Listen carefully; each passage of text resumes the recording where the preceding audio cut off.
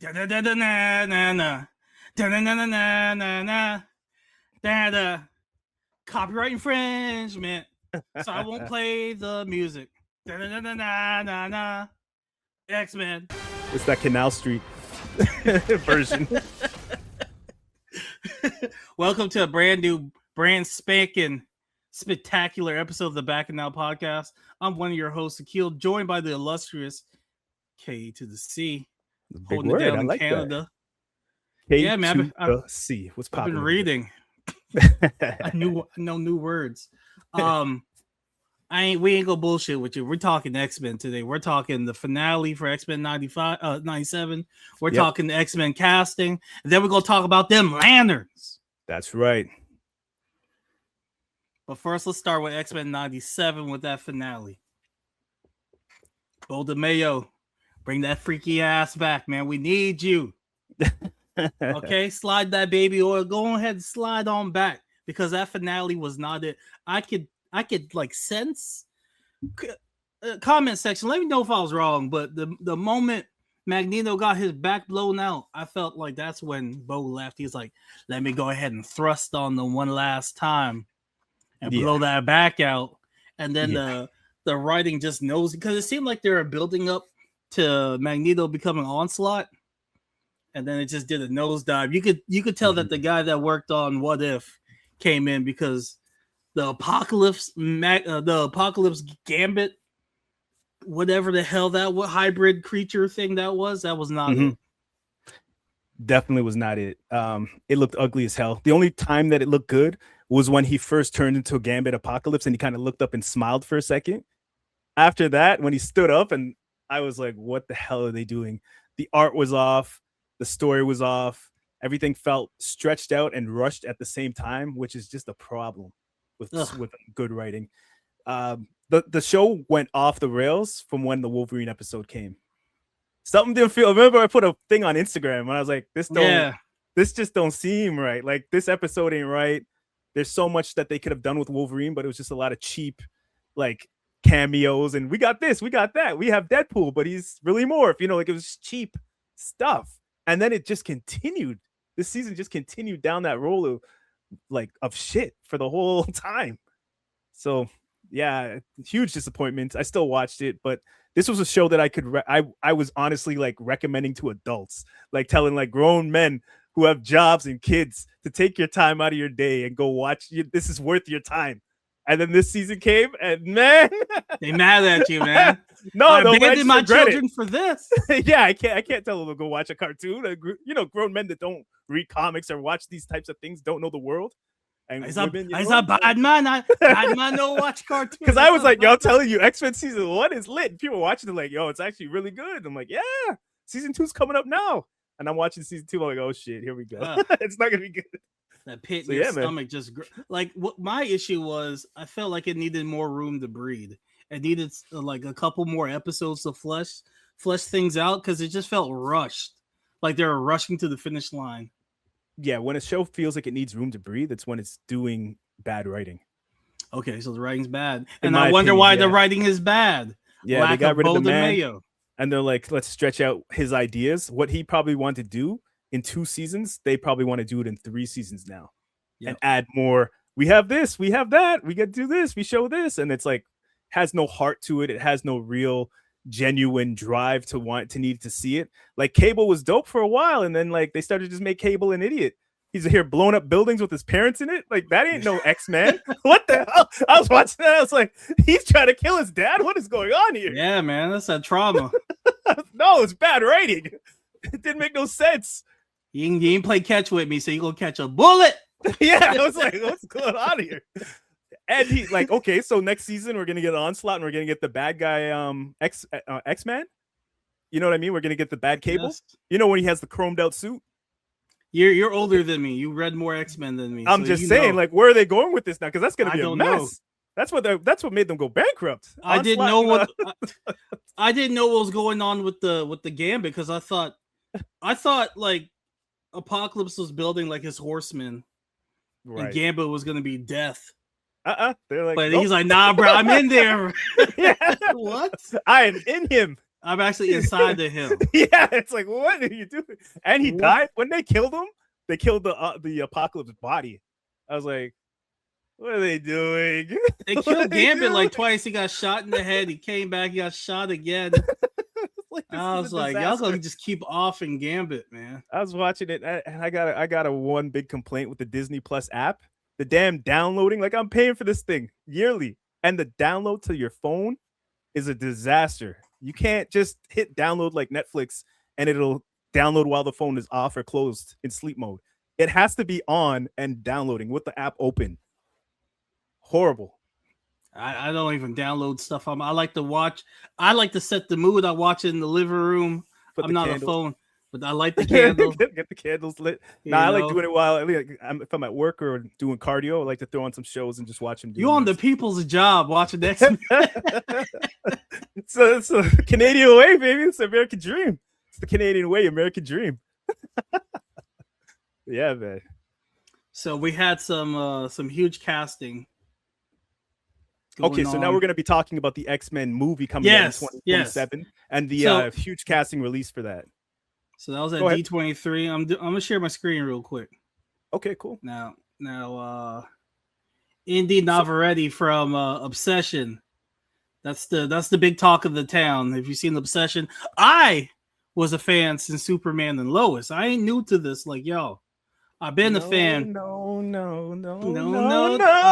man, that movie should have been called Diary of Dating a Latina, because that's just the standard Latina. So you got Sadie Sink as Jean Grey.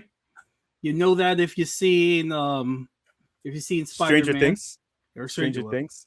Kit Connor, I have no clue who this man was. And I'm happy about that. I think he's going to be a new actor, like how they had Wolverine was a no-name guy who ended up being a big star. So I like that. I am not familiar with Heartstopper, so good for you. Yeah. Samara Weaving. Yo, I'm a fan of Ready or Not. She got that bitchy white woman down pat, so she's going to kill this role. Yeah, Mark my words. Casting. Yeah, this is great casting right here. She got bitchy white woman energy, and you need that for Emma Frost. So she going to mark my words. It's going to be a generational run from Samara Weaving as Emma Frost. You heard it live. You heard it here first. Christopher Abbott as Professor X. My guy, you got Aubrey Plaza pregnant. Now you're Professor X. Life is good. Keep being great. You got to shave off that thick head of hair, though. Now, them eyebrows, yo, make the eyebrows sharp and pointed like Professor X in the cartoon. You got that. Yeah, no, it could work. It's just he's got to look at a thick head of hair. Look at that. He's got to shave all that off. Damn. He was a wolf man. All right. Moment of truth. We got Maya Boyd the Storm. Approved. This is great. Approved. Yeah, she's a Broadway actor, and yeah, she's been getting high ratings from everybody I see online. I'm happy for this, and she's a new actor on the big scene, and this is a big deal. This is going to be great. And she got Gooner approval. I seen hella Gooners. Capital G, capital G, with the capital all G. Capitals, no cap. Hey, yo, she gonna have the mohawk and the leather suit. She might. Yeah, maybe, yeah. She might. I don't know, boss man. Now, Marvel, don't. I didn't forget though. Did you? I didn't forget. I ain't getting my foot off y'all neck. I know what you did.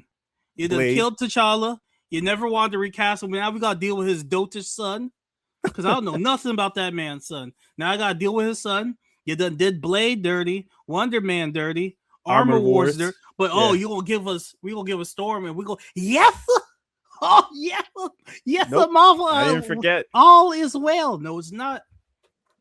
No, it's not Marvel. Good casting. Yeah, I'm happy. Casting. Yeah, good for you.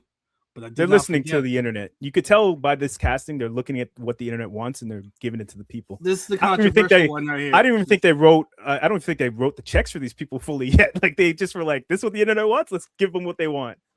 The Gooners are divided on this one right here with the Indy Navarrete as Rogue. They're like, she ain't thick enough. or my one concern was, could she do the Southern accent? But what if we get the X-Men? What's that with the emo Rogue? Which one was that? That was from the cartoon after X-Men in '97. I'm gonna type that in. She could pull off emo Rogue. Yeah, she could pull that off. She could pull off Rogue. I kind of like this better than Mystique because I heard she wanted to play Mystique. You know what I'm saying? We might get this After right seeing here. after We might seeing get that what they right did there. with I can't see it, but after what they did with Rogue in X-Men 97, I could see her character being developed into something and fleshed out. And she's an incredible actor. So whatever role she does, she's gonna knock it out the park from what I've seen in Obsession. But she's good. I think Rogue is a good fit for her. This man looks sinister, so him playing Mr. Sinister, you knocked it out the park, Marvel. Yeah, the sinister looking white man. I just don't want to see Adam Driver in the role. I want to see Adam Driver acting and see Mr. Sinister, if that makes sense. Every time Adam he plays Driver a is character, always Adam Driver. I seen him in Girls, and he was just like an autistic white dude. That was like his first role, but ever since like when he was in Star Wars to everything he does, he's doing great acting and bringing out the lines and the passion and the anger. But he's still Adam Driver. I want to see more of a like sinister smile, cocky attitude. We'll get that, man. The man can act. I hope so. I'm sure it's a great choice for Mr. Sinister. It's a great option for him to be the main first bad guy in X-Men, the new movies, instead of just Magneto again, and you know what I mean, the same old story. So it's interesting take that they're going with. Man, who do you think they're gonna get as Magneto? You asked me that out of the wild. I could see the guy's face. He was in Guardians of the Galaxy as the bad guy with the blue mask, the blue paint. Oh, his name is Lee. And he had the hammer. Yeah, that guy. Yeah. I think that guy would do a good Magneto. I just can't think of a Magneto right now, man. I'm thinking of somebody younger. Do you know who could do it younger? The dude who was in The Bear, the main character of The Bear. He's in the Disney family, and he played. I know you're talking about that singer. Yeah, he was in Shameless also as the genius. I know exactly what you're talking about. Yeah, he would make an incredible Magneto, in my opinion. You think so? Yeah, younger Magneto. Jeremy Allen White is his name. Yeah. I'm gonna show him on the screen real quick for the people asking. He looks like Willy Wonka. Yeah, he definitely looks like Willy Wonka, 100%. But I think he could pull off a Magneto. Like Charles, from his acting range, I think he could pull it off. Magnus Charles. Yeah, that's my personal choice. And the other guy who played in but he's already kind of in the MCU, right? But they don't give a damn, man. They could put him in, man. Yeah, that's true. Yeah, so those two are my choices. The dude from Guardians, and then him. Who are your choices then? You just pulled this out. I have nobody, man. No, you asked me, and I came with two. What are your two? Let me pull up Lee Pace for the streets to see who Lee Pace is. All right. Magneto choice number 2, y'all. Yeah, I see it more with him. Yeah, him. Yeah, but I'm just thinking of somebody younger. You know what I mean? Kevin Hart, nigga. I'm shocked. Kevin Hart would kill. Kevin Hart would definitely kill. I move coins. That's it. Nickels. You're gonna be hitting people with nickels. Kevin Hart. Magneto. And The Rock is Juggernaut. The Rock is Juggernaut. Oh shit, man. Gotta get both in it. Juggernaut just doing the eyebrow before he hit people. Yeah. It's gonna be good. Are you excited for the new X-Men movie? Yeah, we gotta wait 2 years, but yeah, I'm excited. I'm a big Ghost Rider fan, and I'm a fan of Ryan Gosling, my fellow Canadian. So I'm really excited for that. I'm a little on the fence with Ghost Rider's director, Sean Levy, who did Deadpool and Wolverine. I don't want a whole lot of silly shit with Ghost Rider. That's what you're getting. That's his style. You're getting that violent, silly shit. I kind of wanted like a horror director, like James Wan or something. Or I don't know. Sam Raimi would have just made it gross.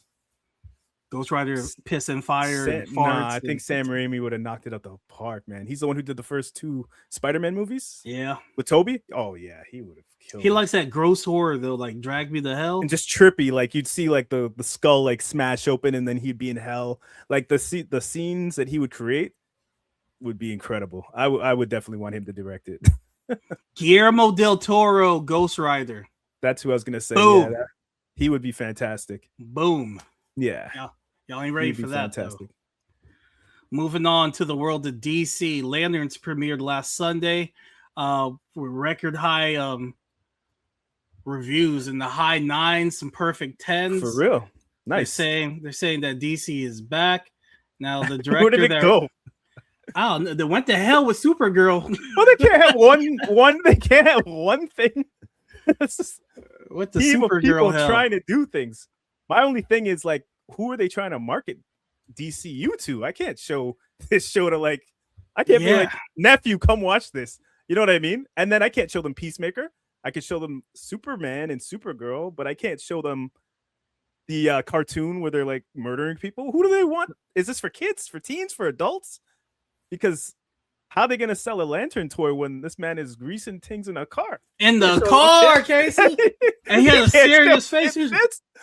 Yeah, it's like, yo, John, don't do it to her like that. But what is DC? Is DC trying to make money or get props for their stuff that they're making right now? They're trying to get respect to the money. I don't know. You know what I mean?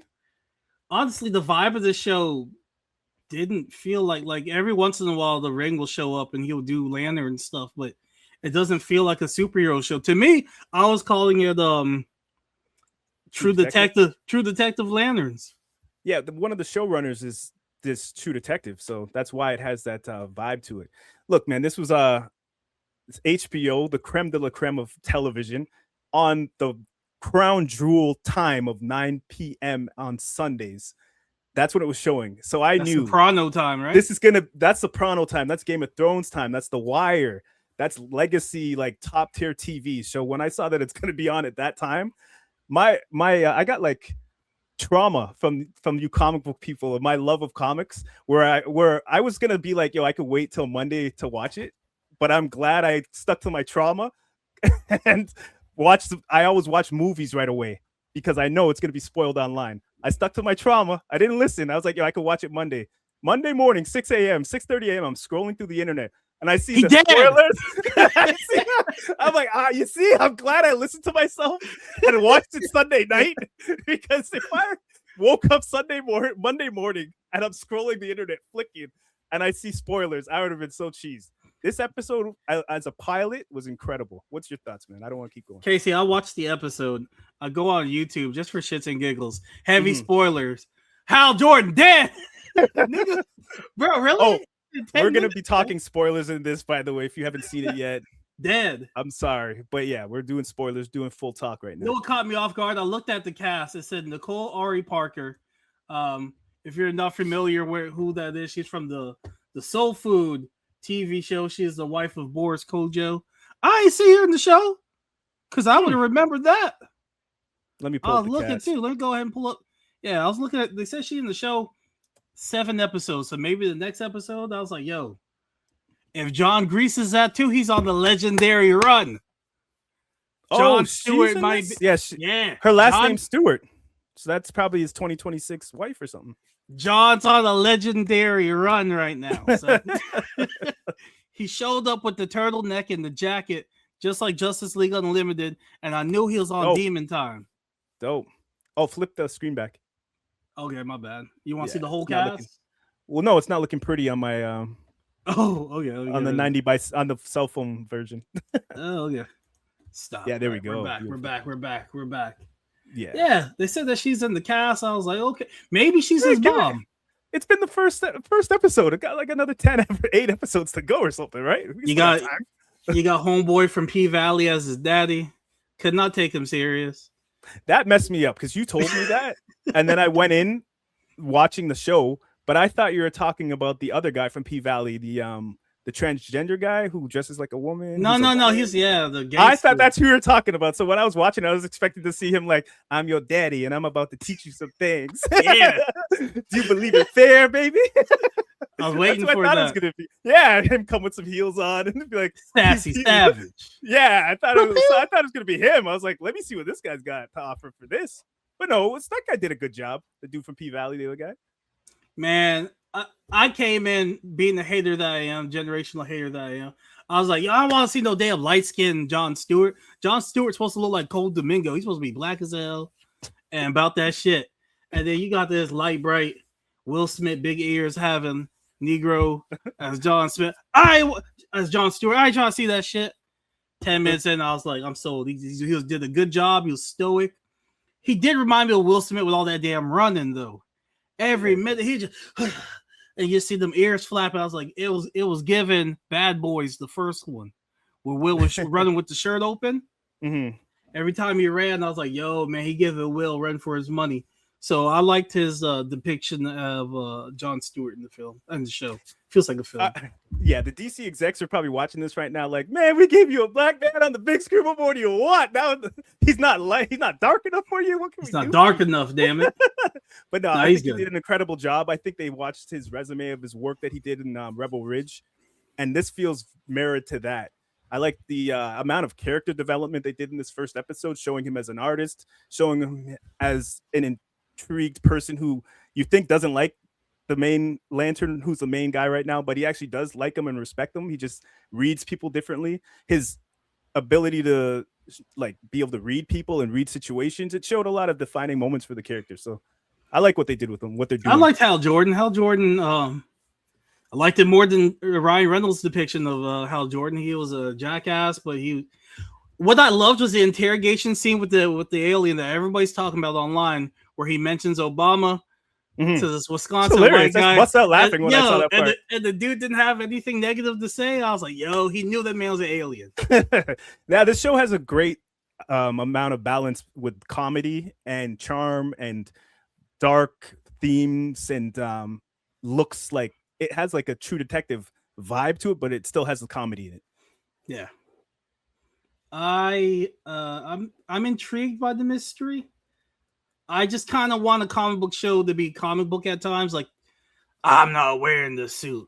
I'm too cool for the suit. I don't want to wait until episode 8 to see the suit, man. Like, I'm tired of that trope of they don't have the comic book accurate suit until the last episode. Like, we should have the suit episode 2, episode 3 with Jon Stewart. If Hal is dead, we don't even I think know we're gonna the way that they're jumping through 2096, 16, 06, 2026. Yeah, I think we're 2016 and 2026. Yeah. Yeah, we're gonna see Hal Jordan in costume for sure. Probably in the next episode, running around doing things.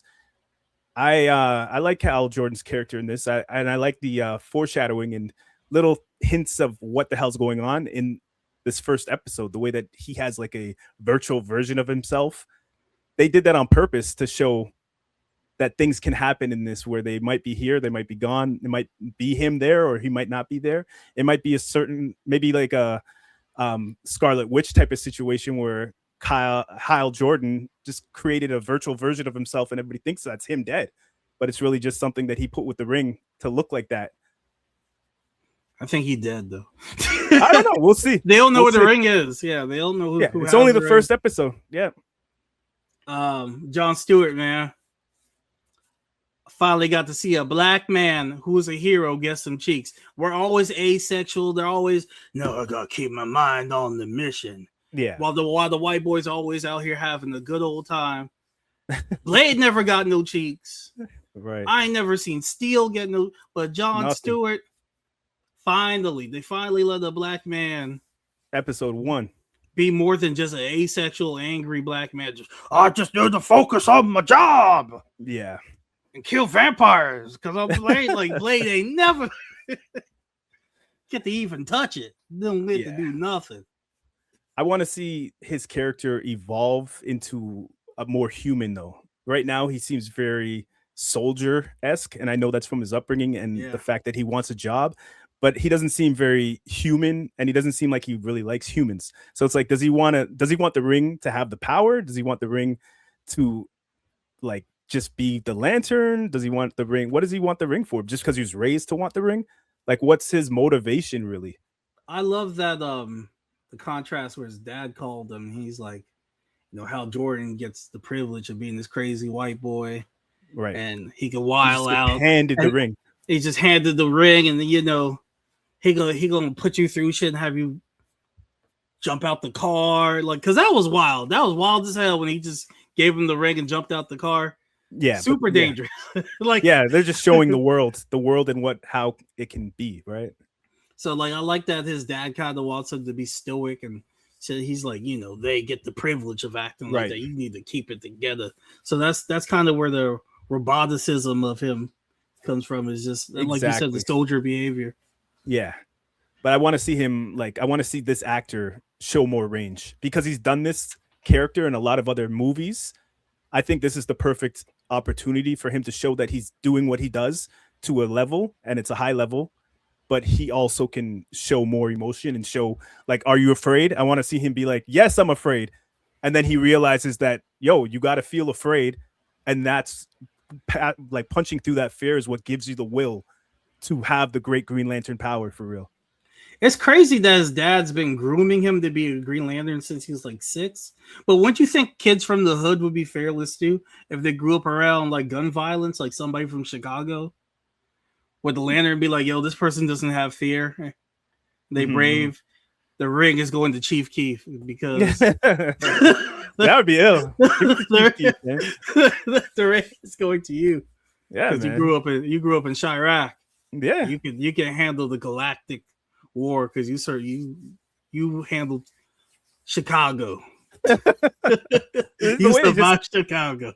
It's just the way the story is how Hal just trips out of a bar drunk and he sees a ship crash and he gets a ring of power to protect Earth.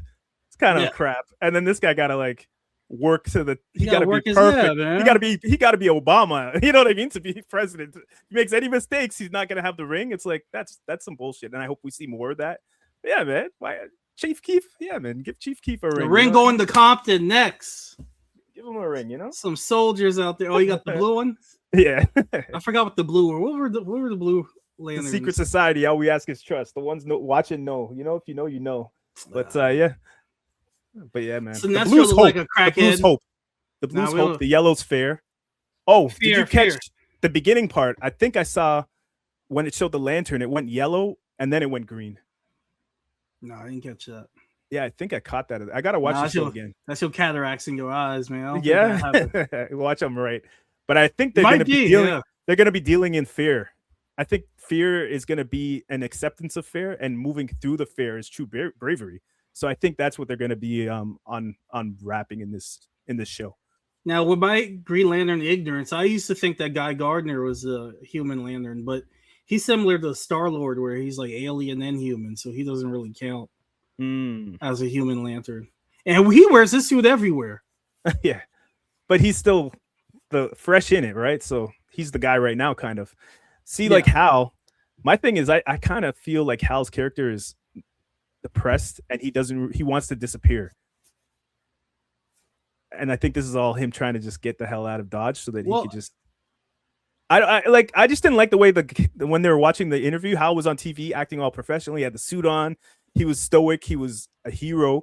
And they show his dad, he's on a live TV show, and they show his dad crash and die when they're talking about, oh, your father passed. That's the last thing I want to see if I'm Hal.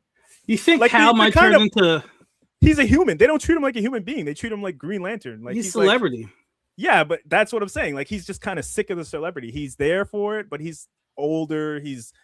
He shows that he's very knowledgeable what he's doing. He's like those old over it. He's like Michael Douglas, man. He ain't trying to deal with that shit. Been there, done that. Right.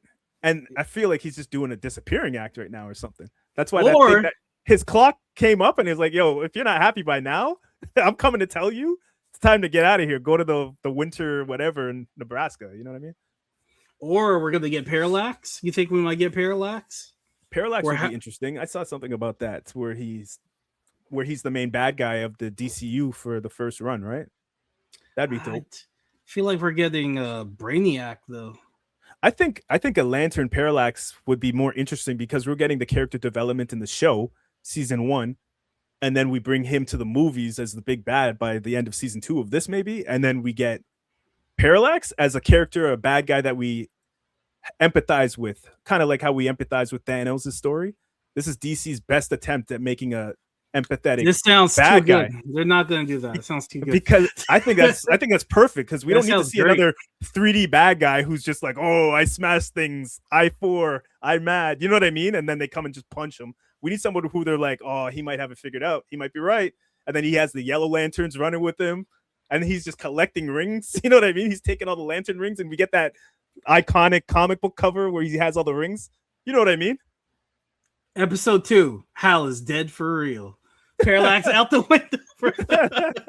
No, man, he's doing out the window.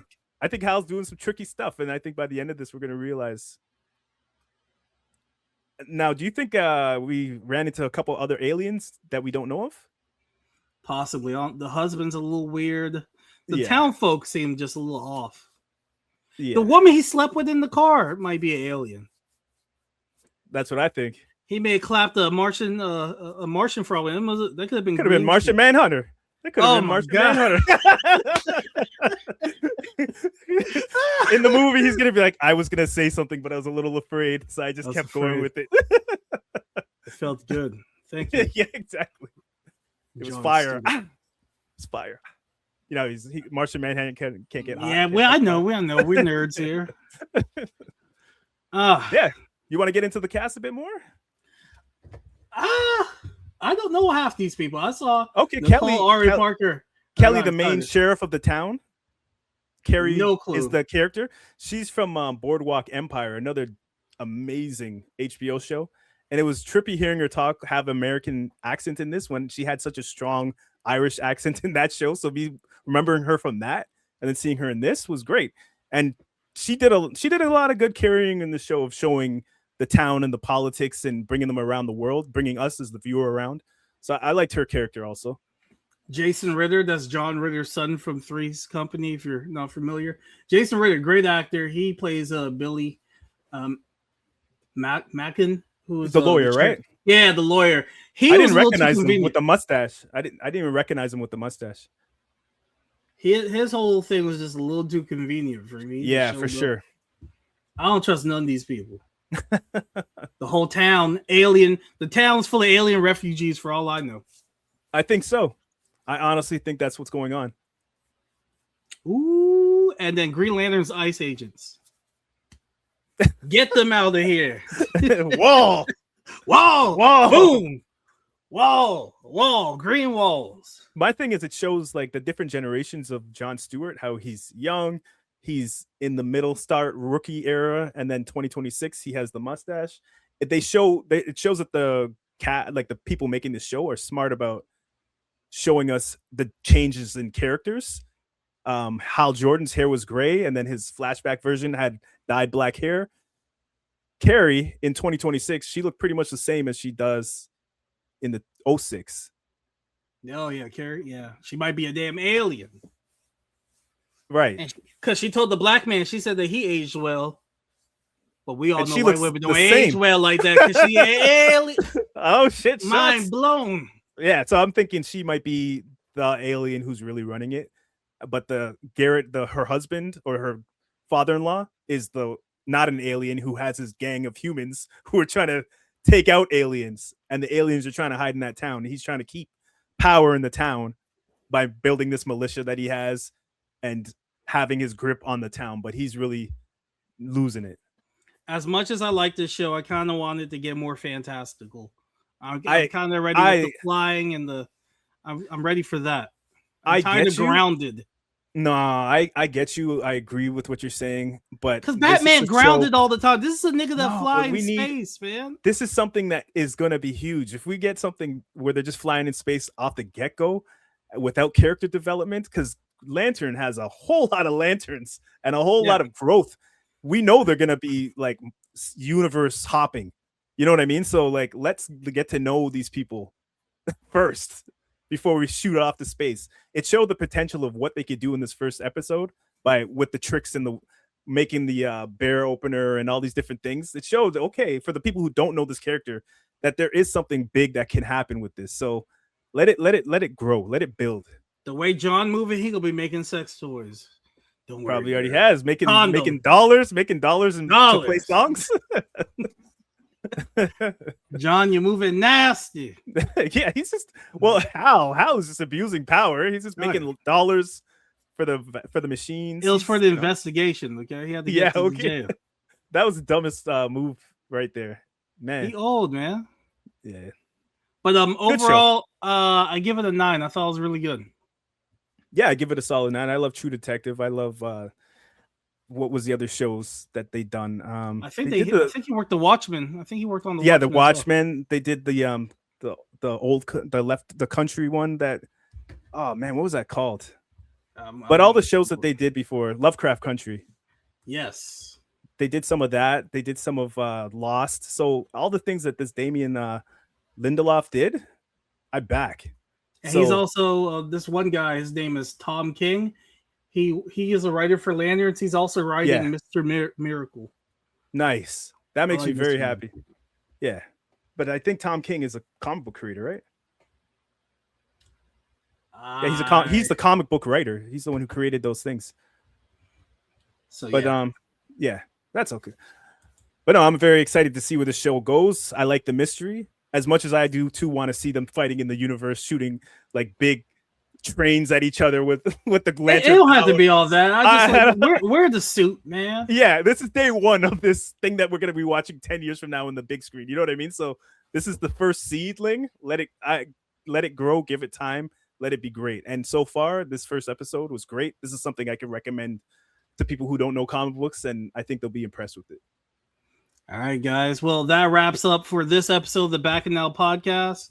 If you want to reach us at thebacchanalsquad@gmail.com. If you want to send us an email, we are the Bacchanal on all platforms. That's spelled TH for the, and then Bacchanal BACCHANAL. We're on Instagram. We are on TikTok. We're on Facebook on the Bacchanal Podcast fan page. Hit us up. Join the conversation. Casey, it's been a pleasure as always. Yeah, man. This was fun. Till next time, everybody. All right. Peace.